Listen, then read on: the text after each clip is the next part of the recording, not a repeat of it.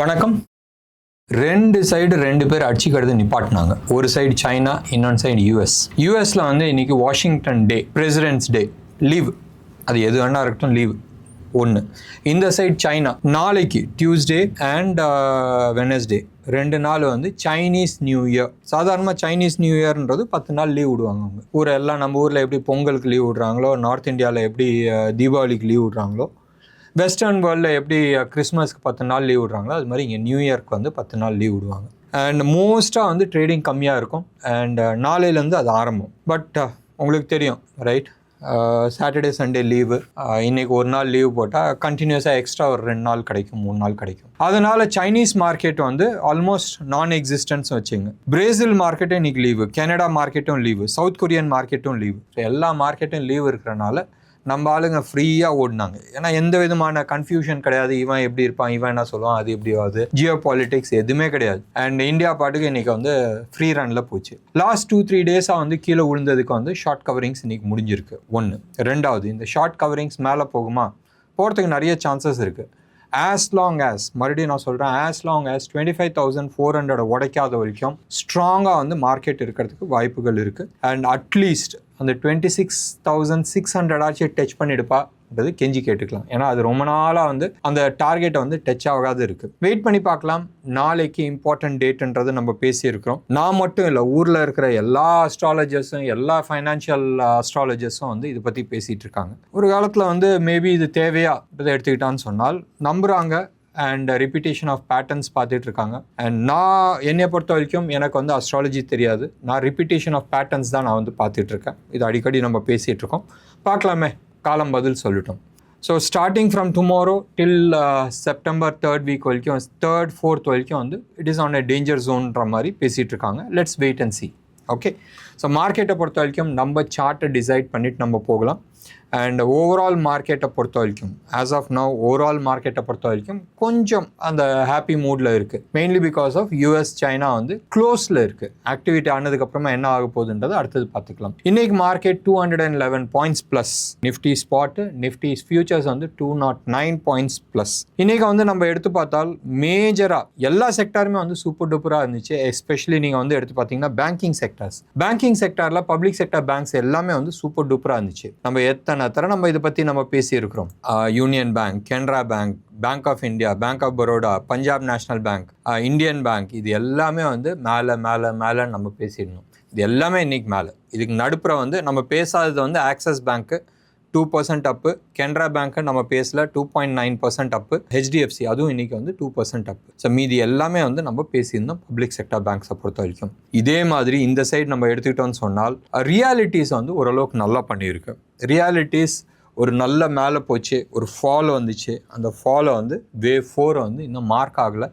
Time corrections இன்னும் முடியணும். But probably extended wave 3 போகுதா, இல்லை நாளைக்கு ஷார்ட் கவரிங்ஸ் முடிஞ்சதுக்கப்புறமா கீழே வரப்போகுதான்றது தெரியாது. But as on today market வந்து பாசிட்டிவ் சைடில் இருக்குது. Enjoy the party. எஃப்எம்சிஜியில் கல்யாண் ஜுவல்லர்ஸ், எண்ணெயிலேருந்து அவங்க வந்து செபிக்கு வந்து கம்ப்ளைண்ட் கொடுத்தாங்களோ, மோத்திலால் ஓஸ்வால் நிறைய இன்டர்னல் ஃபோர்ஜரி பண்ணாங்கன்னு சொல்லி, அன்னையில் வந்து கல்யாண் ஜுவல்லர்ஸ் மேசைடாக போயிட்டுருக்கு.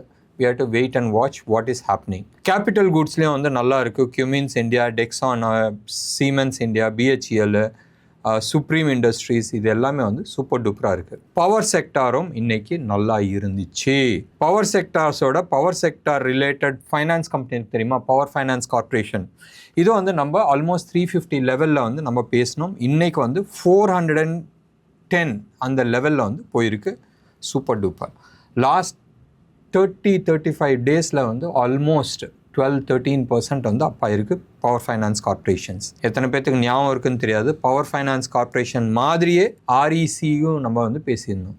ரூரல் எலக்ட்ரிஃபிகேஷன், ரைட், அதுவும் நம்ம பேசியிருந்தோம். இன்றைக்கி பவர் கிரிட் வந்து சூப்பராக ஏறி இருந்துச்சு. Close to about 4.4% Adani green, JSW energy, JSW power, Tata power, Torrent power, இது எல்லாமே வந்து சூப்பர் டூப்பராக போயிருந்துச்சு. ரொம்ப இன்ட்ரெஸ்டிங்காக ஆல்மோஸ்ட் 7.5% அப்பா இருந்தது வந்து GMR இன்ஃப்ரா, GMR ஏர்போர்ட். இன்ஃப்ரான்னு இருந்தது, இப்போ ஏர்போர்ட்டாக மாதிரி இருக்குது.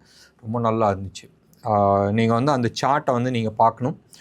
அண்ட் ப்ராபப்ளி நீங்கள் வந்து லாங் டேர்முக்கு இன்வெஸ்ட் பண்ணணும்னு நினச்சால் அதுக்கு வந்து இன்வெஸ்ட் பண்ணுறதுக்கு யோசிக்கலாம். யூஎஸ் மார்க்கெட்டை பற்றி பேசணும், பட் பேசுகிறதுக்கு ஒன்றும் பெருசாக இல்லை. யூஎஸ் ஃபியூச்சர்ஸ் வந்து ட்ரேட் ஆகிட்டுருக்கு. யூஎஸ் ஃபியூச்சர்ஸ் வந்து ஃப்ளாட் பாசிட்டிவாக வந்து இருக்குது.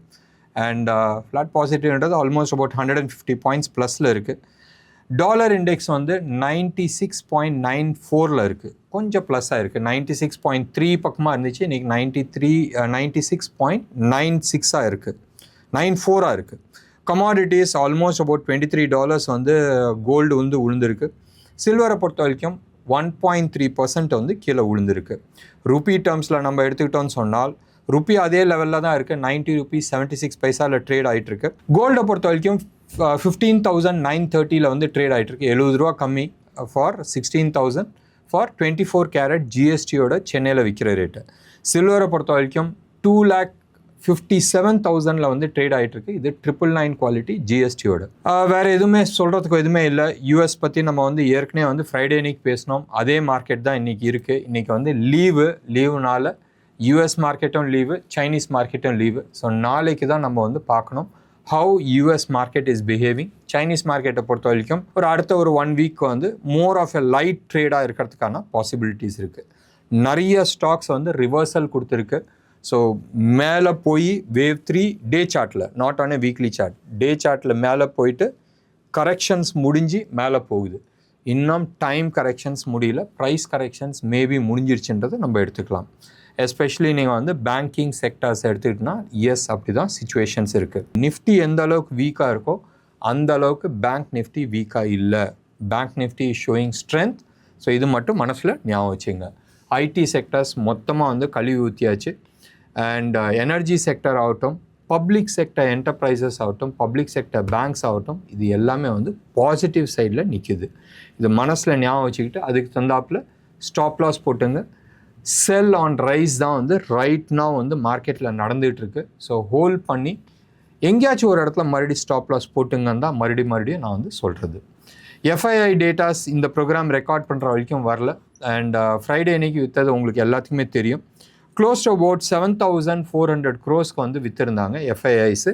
அண்ட் டிஐஐஸ் ஆல்மோஸ்ட் 5,553 crores வந்து வாங்கியிருந்தாங்க. இந்தியா விக்ஸை வந்து இன்றைக்கி ஃப்ளாட் பாசிட்டிவாக இருந்துச்சு. 0.28% அப்பாக இருந்துச்சு. மார்க்கெட் வந்து 200 பாயிண்ட் அப்பாயும் இந்தியா விக்ஸும் ஏறுது. டென்ஷன் ஆகுது. ஸோ மார்க்கெட் கீழே வரும் தான் எல்லாருமே எதிர்பார்த்துக்கிட்டு இருந்தாங்க. எப்படி ஃப்ரைடே இன்னைக்கு ஒரு லெவலை க்ராஸ் பண்ணோடனே டவுன் சைடில் ஒரு லெவலை க்ராஸ் பண்ணோடனே ஷார்ட் கவரிங்ஸ் புட் சைடில் வந்துச்சோ அதே மாதிரி தான் இன்றைக்கி வந்து ஒரு லெவல் மேலே க்ராஸ் பண்ணோடனே அப் சைடு வந்து கால் சைடில் வந்து நிறைய ஷார்ட் கவரிங்கில் வந்து மார்க்கெட் தூக்கிட்டு போயிருக்கு. வெயிட் பண்ணி பார்க்கலாமே அடுத்த 2 நாளில் என்ன நடக்க போகுதுன்றது. என்ன நேயர்களே, இன்றைக்கி ப்ரோக்ராம் உங்களுக்கு பிடிச்சிருந்துச்சுன்னா லைக் பண்ணுங்கள், ஷேர் பண்ணுங்கள். டெஃபினட்டாக உங்களோட கமெண்ட்டை நான் எதிர்பார்க்குறேன். நன்றி, வணக்கம்.